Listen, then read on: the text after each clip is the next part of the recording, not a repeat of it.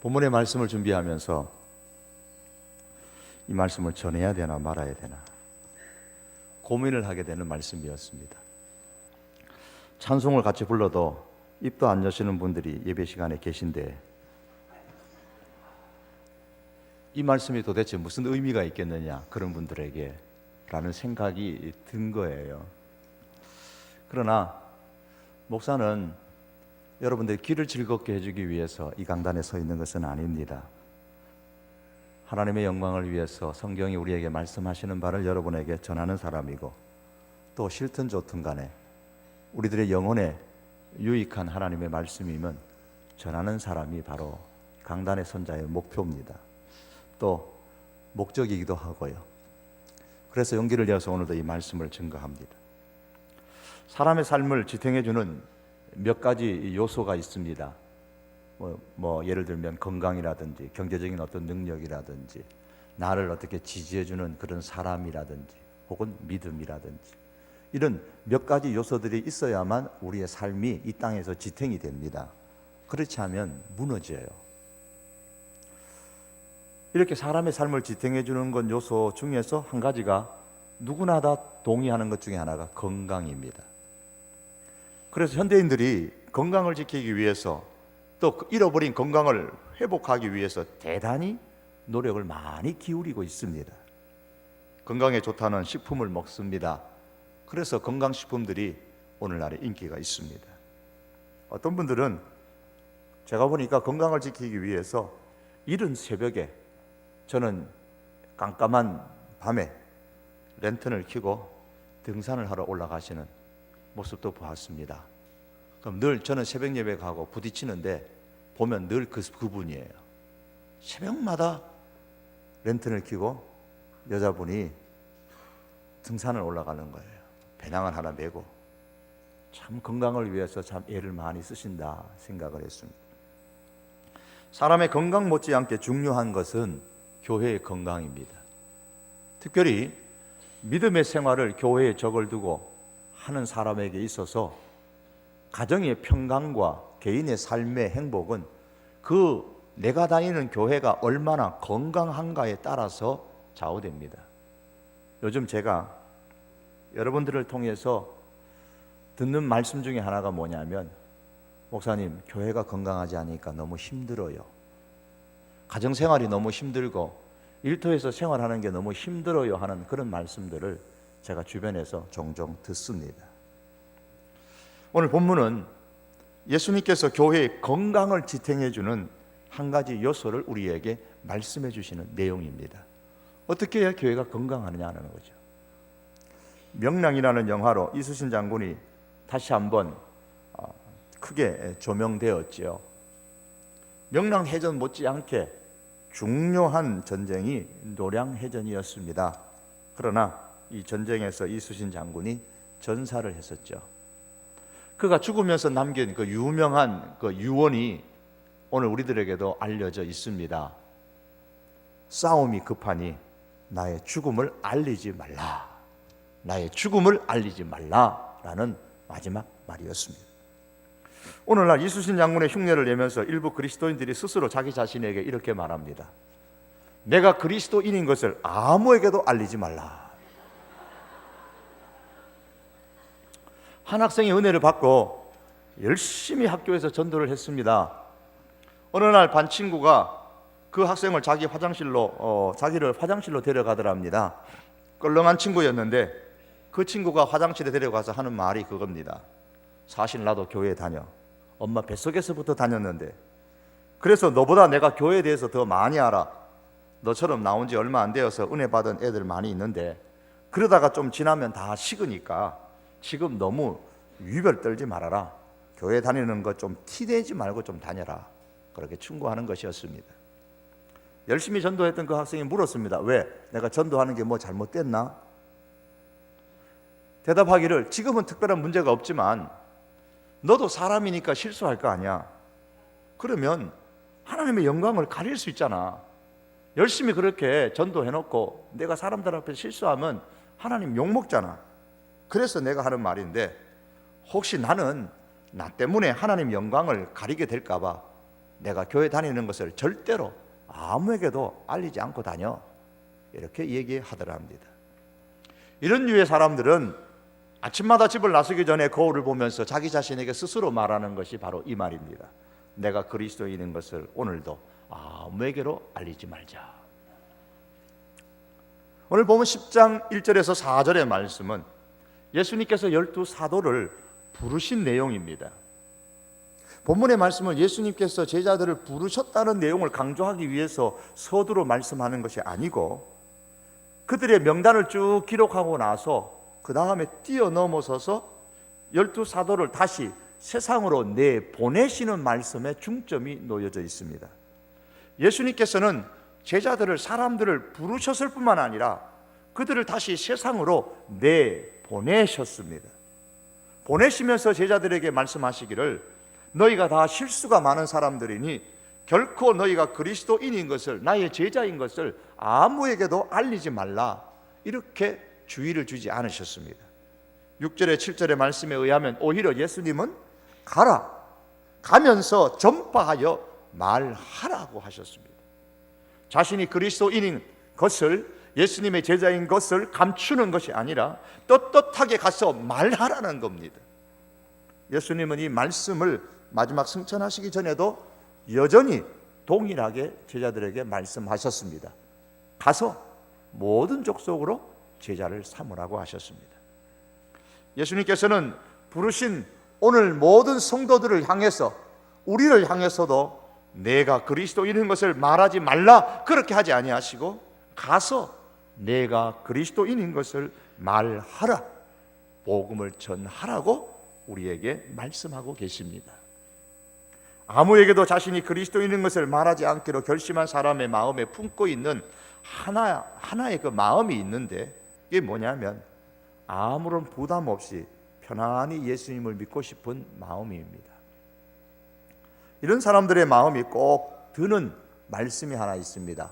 그것은 예수님을 믿으면 죄사함을 받고 구원을 얻습니다 라는 말씀입니다. 틀린 말씀이 아니죠. 진리 말씀입니다. 예수님을 믿으면 죄사함 받고 구원을 얻습니다. 하지만 이 진리의 말씀만 붙잡고 살아가면 아무런 부담은 없고 편안하게 예수님을 믿을 수는 있지만 건강한 교회를 만들지는 못합니다. 예수님은 구원받는 진리에서 멈추지 아니하시고 더 나아가라고 말씀하십니다. 저는 우리 교회 성도교회 온 교우들이 예수님을 믿고 구원받는 것으로 기뻐하고 만족할 뿐만 아니라 그 수준에서 머무는 것이 아니고 더 나아갈 수 있기를 원합니다. 지금 우리 성도교회가 복음과 함께 고난을 받으라는 말씀에 순종하는 그런 교회가 될 수 있기를 원합니다. 제 예상처럼 그렇게 아멘을 안 하시네요. 현대 많은 교회들은 복음과 함께 고난을 받으라라는 이 말씀에 대해서는 별로 아멘이 없어요. 우리만이 아니에요. 일반적으로 그렇습니다. 그러나 많은 교회들이 복음과 함께 복을 받으라 그러면 아멘 소리가 큽니다. 아마 제가 분명히 그 얘기하면 아멘 소리 클 거예요. 다른 교회에서도 그러더라고요. 복음과 함께 복을 받으라는 말에는 익숙해져 가고 있지만 복음과 함께 고난을 받으라라는 말은 뭔가 좀 불편해요. 내 마음에 좀 부담스럽다, 그 말입니다. 복음 안에 복이 있는 것은 사실입니다. 그래서 복음을 믿으면 복을 받는 것이 사실입니다. 그리고 그 복 중에 최고의 복은 예수 그리스도를 나의 구주로 믿게 된 복입니다. 복음과 함께 고난을 받는 것, 그것 또한 사실입니다. 복음과 함께 받는 이 복은 복음과 함께 고난을 받는 것을 통하여서 우리에게 더 깊이 있게 다가오게 됩니다. 본문에서 예수님께서도 복음과 함께 고난을 받으라는 이런 내용으로 말씀하십니다. 예수님은 본문에서 제자들을 세상으로 보내는 것을 뭐라고 표현했냐면 오늘 본문 16절에 보면 보라 내가 너희를 보냄이 너희를 세상으로 보내는 것이 양을 이리 가운데 보낸과 같도다라고 하셨습니다. 양을 이리 가운데 보내는 것 같으면 보내지 말아야죠. 그런데도 예수님은 가야 한다고 말씀하시고 보내신다고 말씀합니다. 복음과 함께 고난을 받으라는 말씀입니다. 이리 가운데로 가는 양이 어찌 고난이 없겠습니까? 17절 말씀에 보시면 공회에 넘겨주고 회당에서 채찍질 당하게 한다고 했고 18절에서는 총독들과 임금들 앞에 끌려간다고 했습니다. 21절에 보면은 그 복음으로 인해서 형제가 형제를, 아버지가 자식을 죽는 데 내주며 자식들이 부모를 대적하여 죽게 하는 일들이 일어나고 21절 말씀에는 사람들로부터 미움을 받게 될 것이라고도 말씀을 하셨습니다. 복음과 함께 고난을 받을 줄 알면서도 예수님께서는 이리 같은 세상 속에 양 같은 제자들을 내보내십니다. 사랑하는 성도 여러분, 비록 이리 가운데 가는 양과 같을지라도 고난을 각오하고 복음을 전파하는 것이 바로 예수님의 뜻이라는 말씀이에요. 그리고 이렇게 해야 교회가 건강할 수 있다는 말씀입니다. 건강한 교회의 표시는 얼마나 우리가 세상으로부터 교회에 많은 사람들이 들어오느냐에 있는 것이 아니고 얼마나 많은 사람들이 이 복음을 가지고 세상으로 나가느냐에 달려 있는 것입니다. 예수님은 제자들을 전도하러 보내시면서 두 가지를 가져야 한다고 했습니다.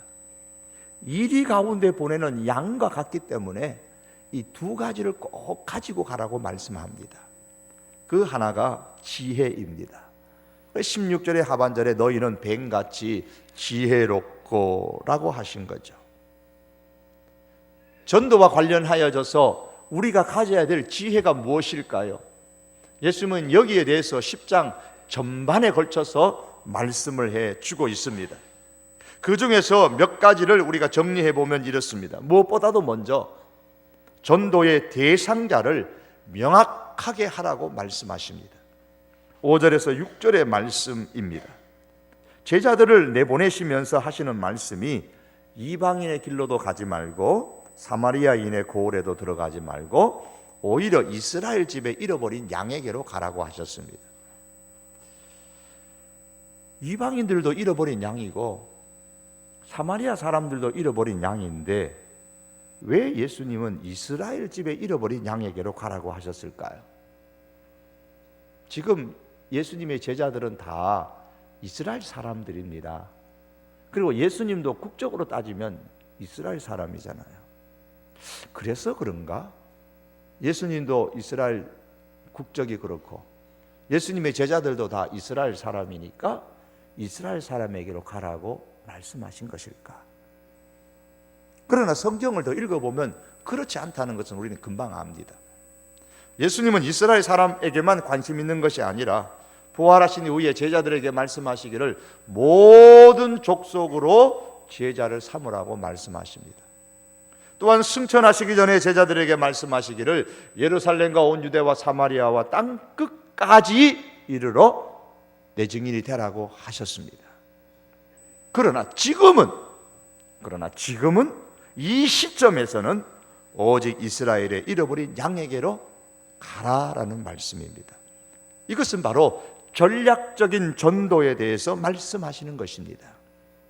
지금 이 상황에서는 그들이 전도해야 할 대상이 어떤 사람이 되어야 할 것인가를 의미하는 말씀이에요. 모든 세상, 전 세계에 복음을 증거해야 하지만 그러나 지금은 우리가 전략적으로 선교해야 될, 집중적으로 복음을 증거해야 될 나라가 분명히 있어야 합니다. 우리 교회가 세상의 모든 곳을 향하여 복음을 전하는 교회가 되어야 되지만 특별히 전략을 세워서 집중적으로 전도해야 될, 선교해야 될 나라와 민족이 있어야 한다는 말씀입니다. 우리 지역의 전도도 그렇습니다.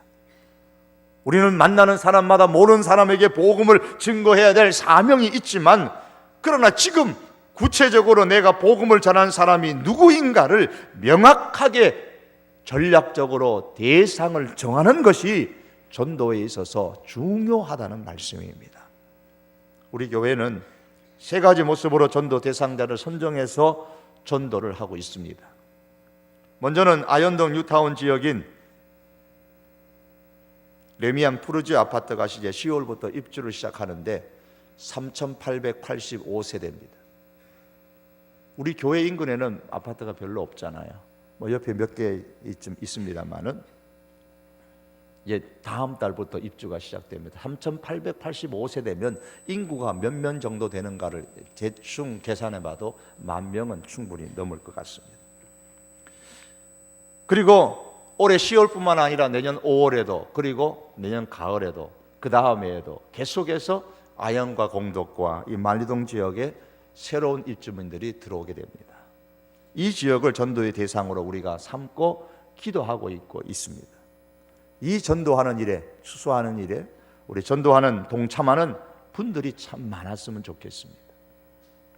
또한 우리는 이미 선포한 대로 전도 소그룹을 구성하고 전도 소그룹을 통해 내 주변에 있는 사람들에게 복음을 전하고 소그룹으로 인도하고 또 교회로 인도하는 그런 전략적인 전도 방법을 사용을 하고 있습니다. 여기에도 우리 많은 분들이 함께 동참해서 우리가 전도하는 데 힘썼으면 좋겠습니다. 그리고 지금 나의 상황에서 예수님을 지금 꼭 믿었으면 하는 사람이 누구인가를 여러분 개개인적으로 우리가 한번 내 주변을 돌이켜보면서 그 사람에게 먼저 복음을 전할 수 있기를 바랍니다. 우리가 전도의 대상자를 명확하게 해서 전도할 수 있어야 됩니다.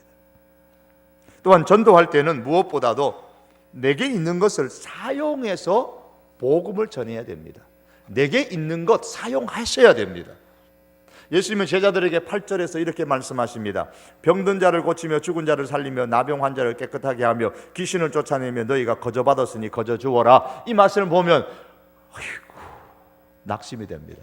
나는 여기에 속한 거 아무것도 없는데, 병든 자를 고치는 능력도 없고 죽은 자를 살리는 능력도 없고 나병 환자를 깨끗하게 하는 능력도 없고 귀신을 쫓아내는 힘도 없고, 그런데 하필이면 왜 예수님께서는 제자들에게 이것을 가지고 전도의 도구로 삼으라고 하셨을까?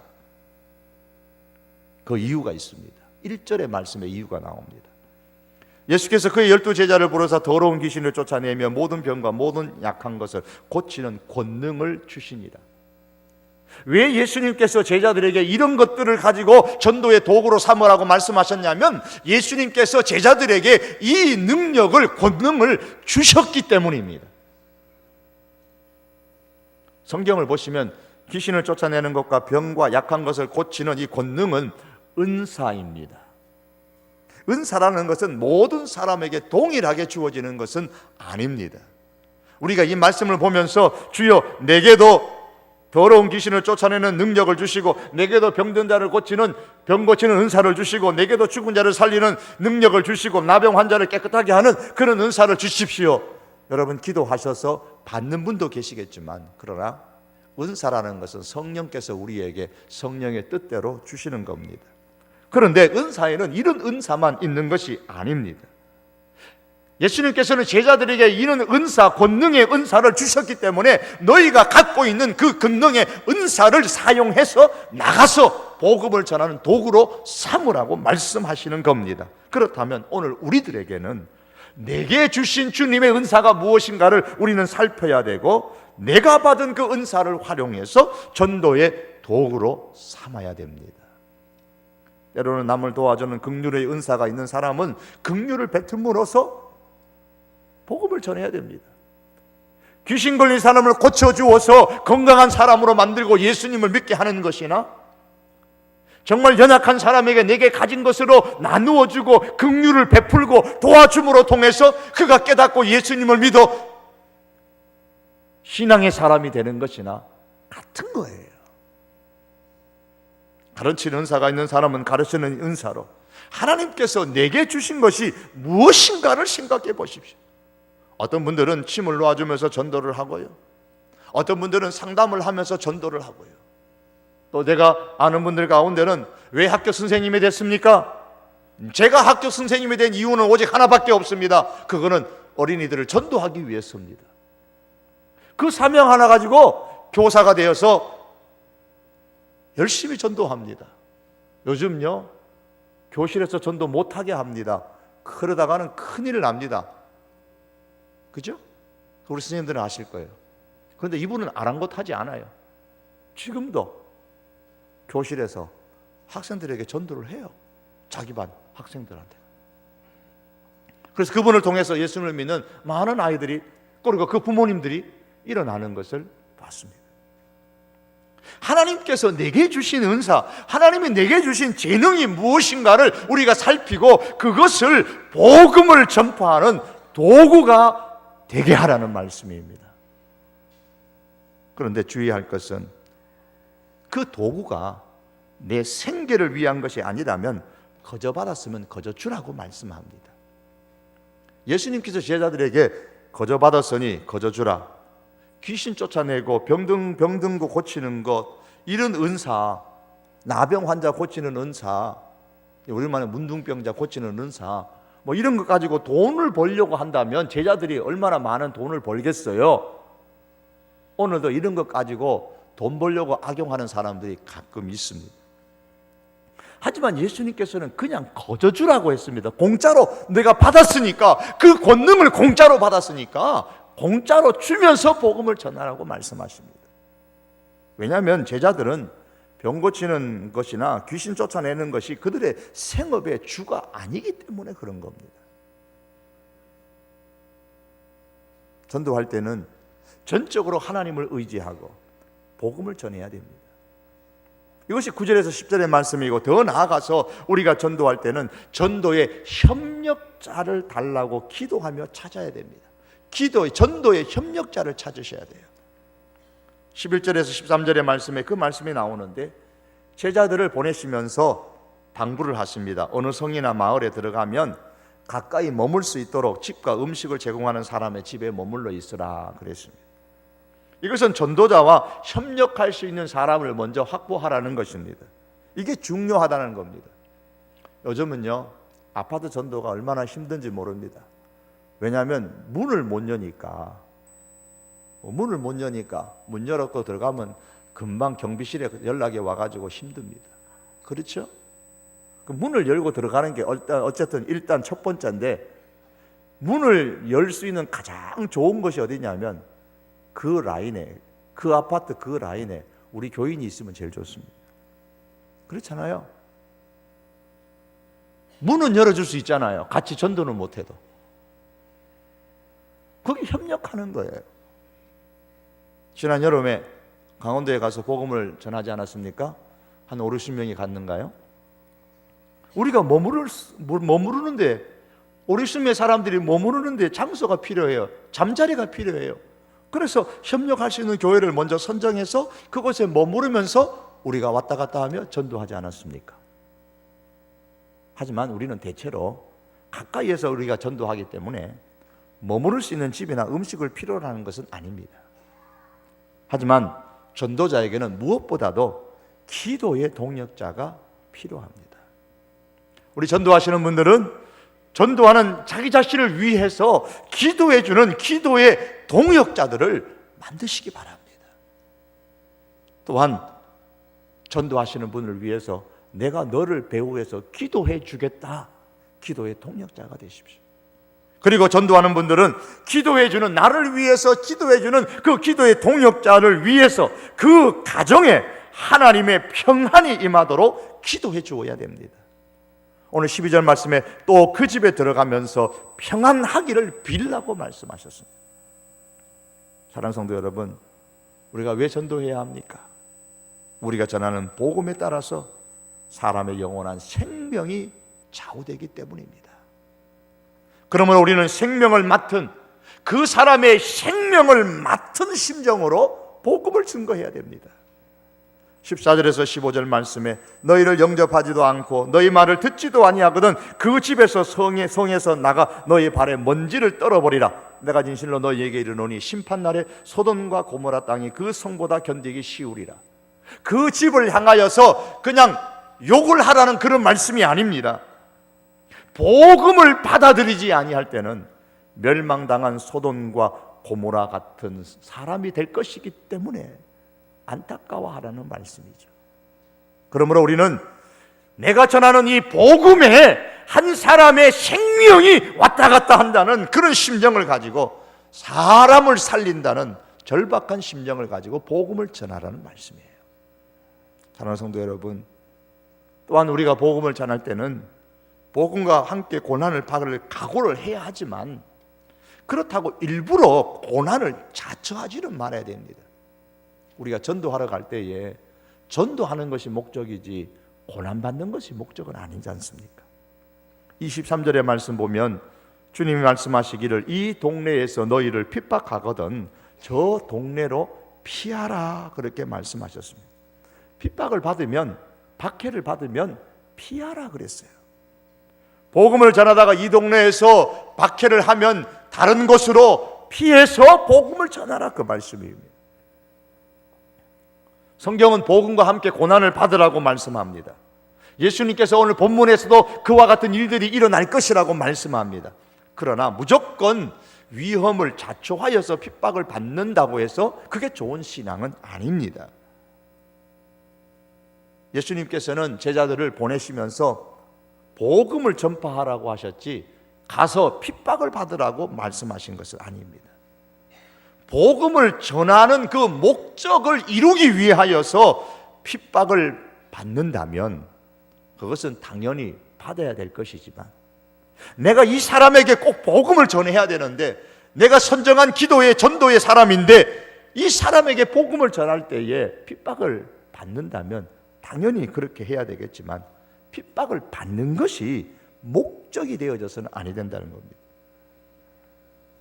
영혼 구원을 위해서 피할 수 없는 고난이라면 우리는 기꺼이 감사함으로 감당을 해야 할 것입니다. 하지만 고난을 피해서라도 영혼을 구원할 수 있다면 그 길을 선택해야 합니다.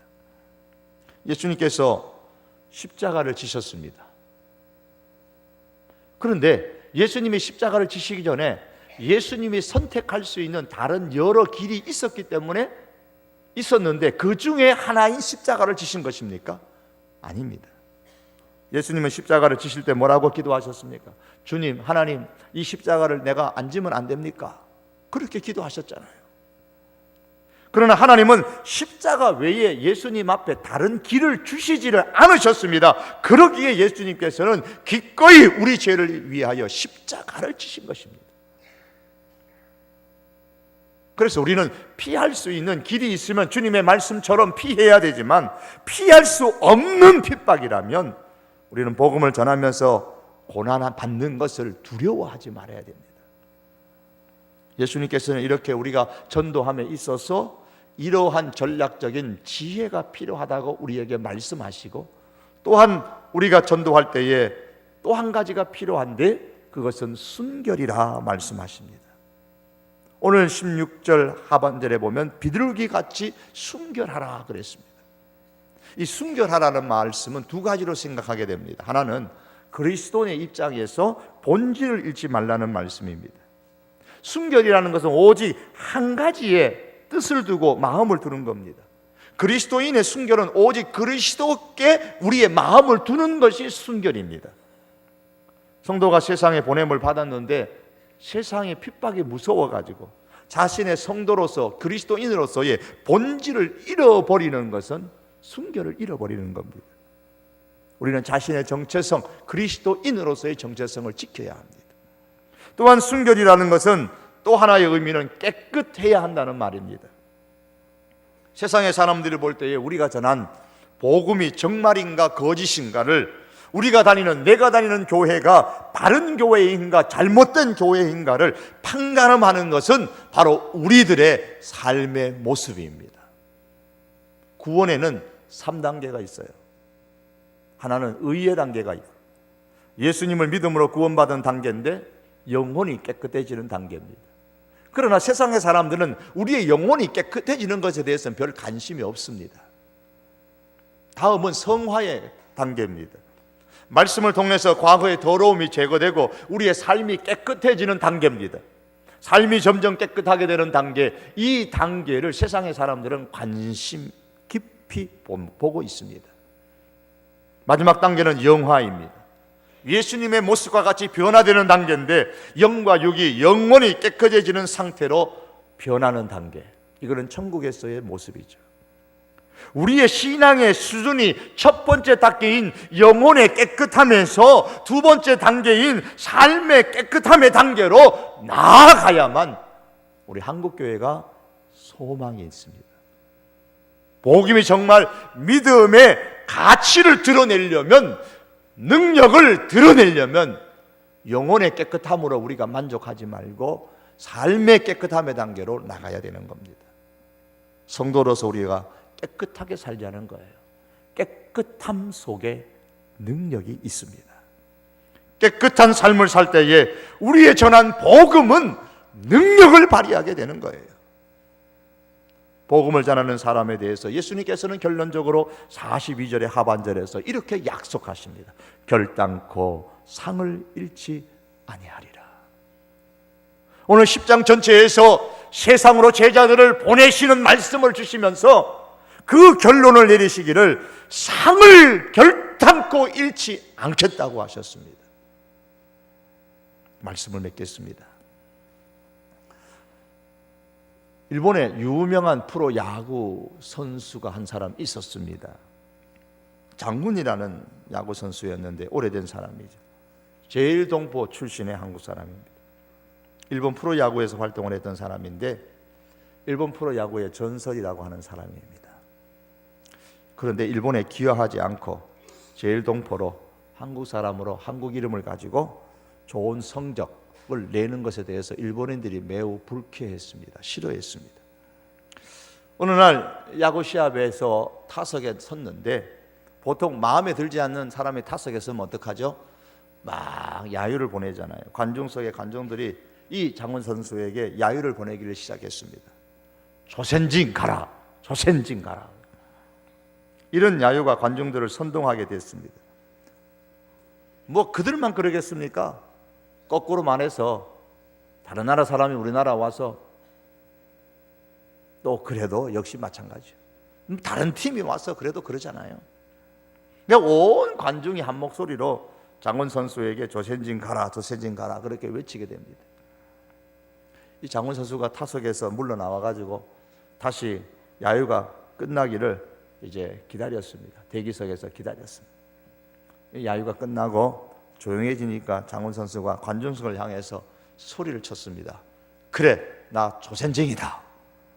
그리고 바로 그 타석에서 홈런을 쳤다고 합니다. 성도 여러분, 내가 그리스도인인 것을 아무에게도 알리지 말라. 여러분, 이렇게 살아가시겠습니까?